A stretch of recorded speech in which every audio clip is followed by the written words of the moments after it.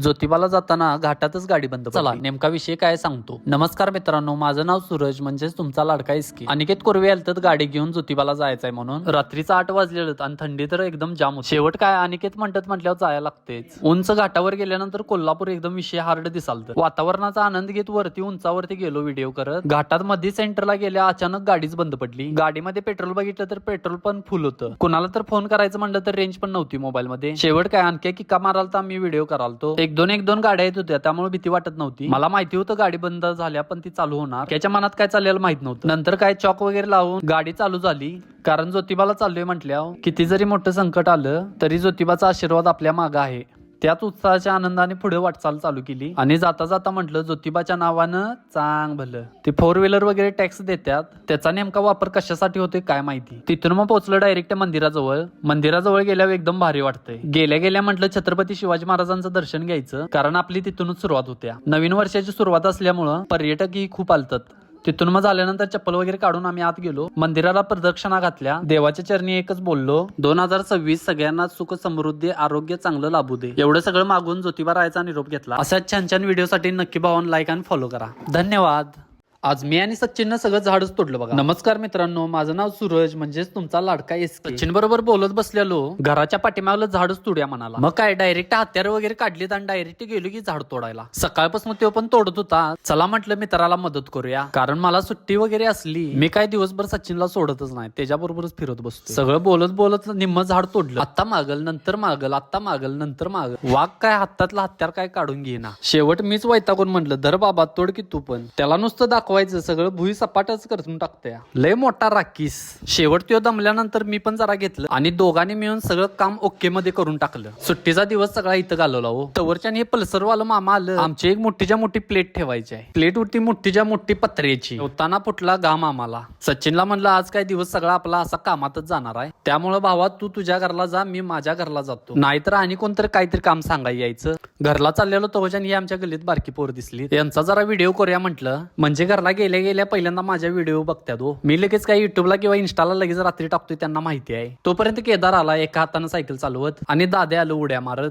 त्यांचा व्हिडिओ केल्यानंतर गेलो घरला गेलो तो गाडी लईच घाण दिसायला लागलेली. काय मनात आलं आणि गाडी सगळी पुसून घेऊयाच म्हटलं. गाडीतलंच कापड काढलं, तिथल्याच टाकीमधलं पाणी घेतलं आणि पुसून काढूया म्हटलं. धुवायचा तर लय कंटाळा आलता, नुसतं पुसून घेऊयाच म्हटलं. वरच्या वर गाडी जरी पुसली तर ती चकचकीतच दिसत्या बघा. मित्रांनो गाडी पुसली नाही धुतली नाही तर गंज लागायला चालू होते. तरी मित्रांनो 15 दिवसात महिन्यात एकदा सर्व्हिसिंग करतच जावा. आज काय सुट्टी असून पण सगळा कामासारखाच दिवस गेलाय. तर भावानं ब्लॉग आवडला असेल तर लाईक आणि फॉलो करा. धन्यवाद.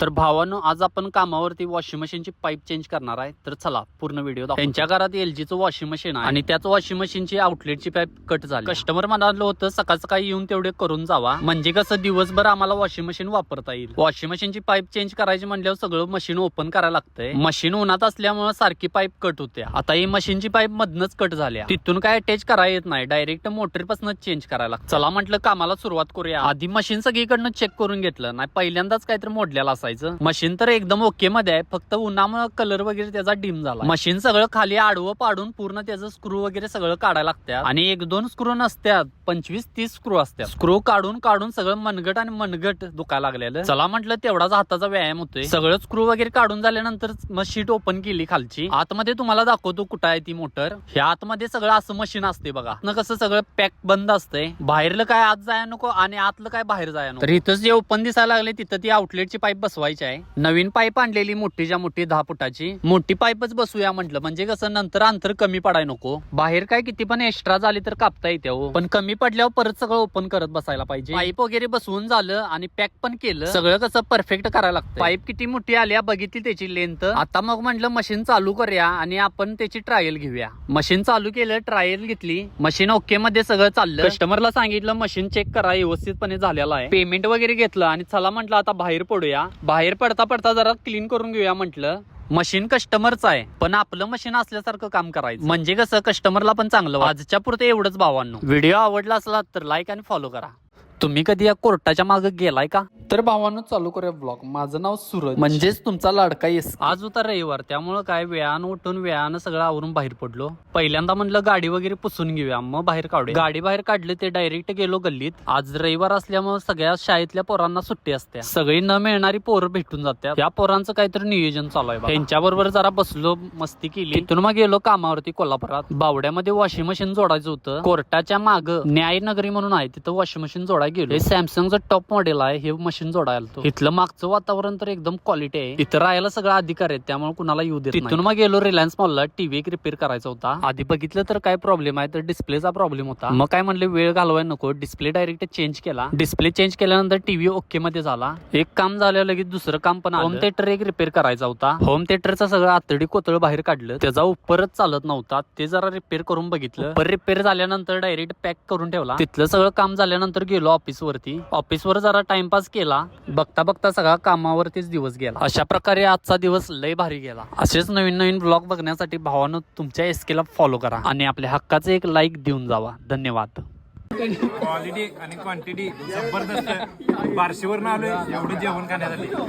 आज मी आलोय वास्तुकला. आमचे परम मित्र ओमकार यांच्या घराचा आहे वास्तुक शांती. चला तर मग. हा बघा बंगला मोठाच्या मोठा बांधलेला. रात्रीचं शूट करत होतो तोपर्यंत आला पुजारी साहेबांनी थोडी मदत केली. मंदिर वगैरे सजवून घेतलं. किचन कट्ट्यावरती फुलं आणि रांगोळी काढून घेतली. तोपर्यंत मालकाला लाईट कमी दिसायला लागली. मालकानं खांद्यावर घेऊन लाईट सरळ केली. बघता बघता सगळी तयारी झाली. पूजा वगैरे मांडून घेतली. पूजा तर एक नंबरच मांडलेली. सकाळी 7 वाजता गृहप्रवेश करायसाठी पै पाहुणं आणि मित्र मैत्रिणी जमा झाली. तुम्हाला तर माहितीच असते वास्तुक शांतीची पूजा ही लय उशीर पर्यंत असते. एकदाशी सगळी पूजा वगैरे आवरून झाली. वेळ न घालवता लगेच तोरण बांधून घेतलं. गृहप्रवेश केला आणि आरती झाली. पोरांना फक्त एकच इशारा दिला. आमची पोरं लगेच जेवणाच्या तयारीला लागली. कारण जेवणाचं हे नियोजन असते ते परफेक्टच करायला लागतंय. आणि आमच्या मंडळाच्या पोरांच्याकडे नियोजन असलं की काहीच कमी पडत नाही. कारण आमच्या मंडळातलं प्रत्येक पोरग सुरुवातीपासून शेवटपर्यंत राबत असते. त्यात आपण आणि असतोयच, कुठं काय कमी पडलं तर. पाहुणं मंडळी आणि मित्र परिवार घर बघायला येत होते. तवरच्यान म्हणलं वेळ वगैरे घालवाय नको. जशी माणसं येतील तशी जेवून उठू द्यात, म्हणजे संध्याकाळी वेळ होणार नाही. 3 वाजूपर्यंत पाहुणे मंडळी झाली. जी पोरं वाढायला वगैरे होती त्या सगळ्या मित्र परिवारांना जेवाय बसवलं. मी तर काय शेवटच्या पंक्तीलाच जेवलो. म्हणजे कसं सगळं नियोजन झाल्यानंतर मालक काय म्हणतोय बघा.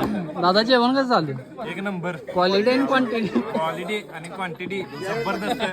बार्शीवरून आलोय एवढं जेवण खाण्यासाठी.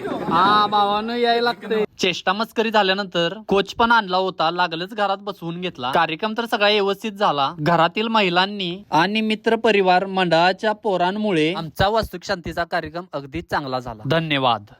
तर मित्रांनो, आजचा व्हिडिओ तुम्हाला डीमार्ट मधला दाखवणार आहे. तेवढंच म्हणलं 10-20 रुपयाची खरेदी करून येऊया डीमार्ट मधून. तर व्हिडिओला सुरुवात करूया. वडणग्यातनं गाडी काढली आणि डायरेक्ट कोल्हापूरला चाललो. कोल्हापुरात गेल्या गेल्या पहिल्यांदा म्हणलं नाश्ता करायसाठी शारदा कॅफेला गेलो होतो. काय मागवायचं करत कटवडा मागवला. कटवडा आल्याला तोंडाला पाणीच सुटलं नाही, कारण शेव वगैरे नव्हती हो त्या. तिथून मग नाश्ता करून बाहेर पडलो. तोवर मित्र म्हणला की डीमार्टला जाऊया. चला मग म्हटलं डीमार्टला ढिगभर अशी खरेदी करून टाकूया. डीमार्टला जात असताना गाडी डायरेक्ट आम्ही पार्किंगलाच लावतोय. गाडी कुणी उचलाय नको, उचलली तर 600 रुपये द्यायला नको. गाडी डायरेक्ट डीमार्टच्या पार्किंगला लावली आणि आम्ही चाललो. बॅग ठेवल्याबद्दल त्यांनी आम्हाला 22 रुपये दिले. डीमार्ट मध्ये गेल्या गेल्या स्कॅनिंग करून घेतलं. स्कॅनिंग म्हणजे काय, बाय 1 गेट 1 कुठं काय दिसते का बघितलं पहिला. तवरच्या ह्योर लिपचा बाम दिसला बघा. कोणाला पाहिजे असलं तर डीमार्ट मध्ये घेऊन जावा. खरं म्हणजे हे मच्छर मारत्याला बॅट न्यायला आलतो. आजपासून काय मच्छरचं काय खरं नाही. जाता जाता म्हटलं जरा ढिगभर व्हरायटी बघून जाऊया. हे हँडवॉश करतेली बाटली दिसली बघा. मोठीच्या मोठी पाण्याच्या बाटल्या पण दिसल्या बघा. 20 रुपयापासून ते 350 रुपये पर्यंत कुठली पाहिजे ती घ्या.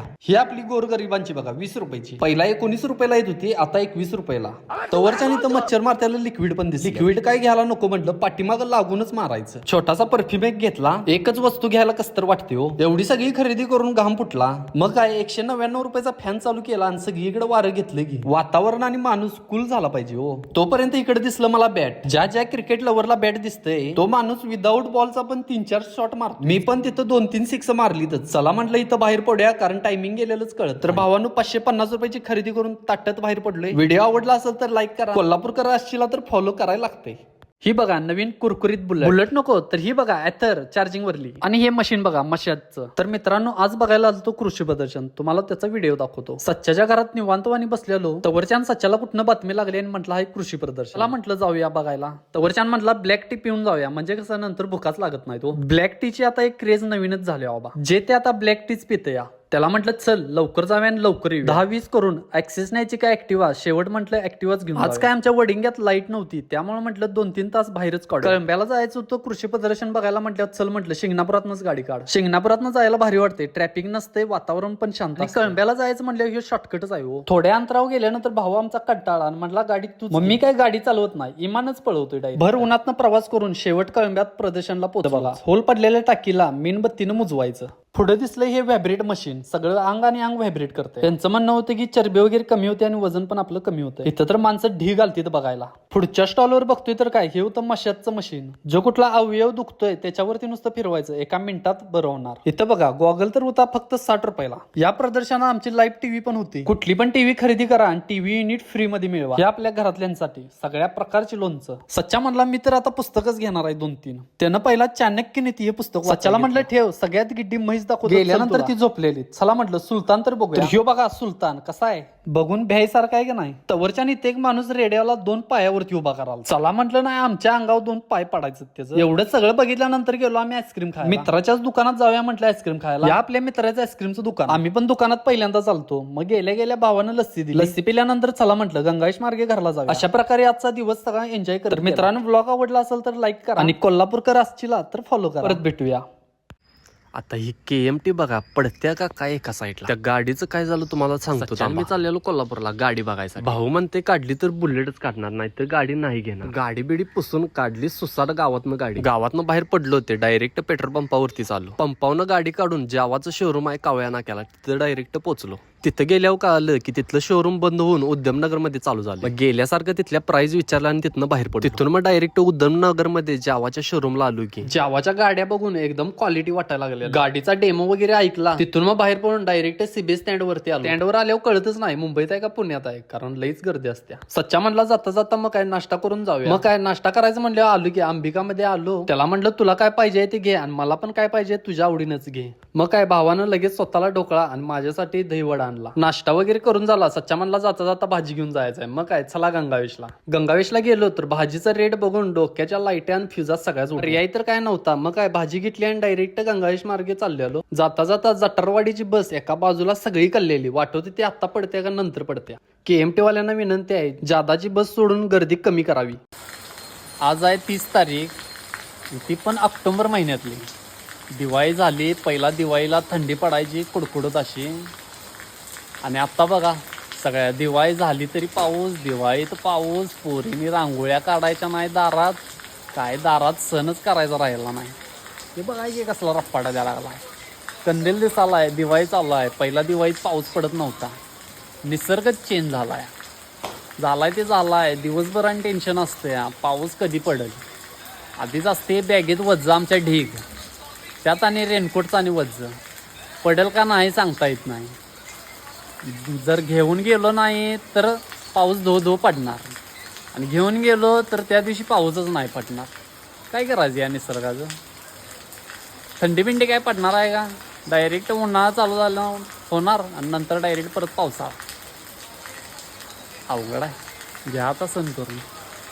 तर हे बघा हे आमचं घरच पडलं. तर तुम्हाला पुढं सांगतो घर कसं पडलं नेमकं. आज मी चाललेलो चिकुर्ड्याला. हे माझं चिकुर्डे गाव वारणा नदीच्या पलीकडे. डणग्यातनं डायरेक्ट गाडी काढली. चिकुर्ड्याला जायचं म्हणल्यावर गिरोली घाटातनं जायला लागते. निसर्गाचा आनंद घेत मी डायरेक्ट पोहोचलो वारणेत. वारणेत आल्यावर ही अशी तुम्हाला झाडं दिसतात. वारणेतनं 2 किलोमीटर गेल्यानंतर ही अशी वारणा नदी दिसते. पुलाच्या उजव्या साईडला आयतवडे आणि निलेवाडी रोड जातोय आणि हा सरळ रोड जातोय तो जातोय आमच्या गावात म्हणजे चिकुर्ड्यात.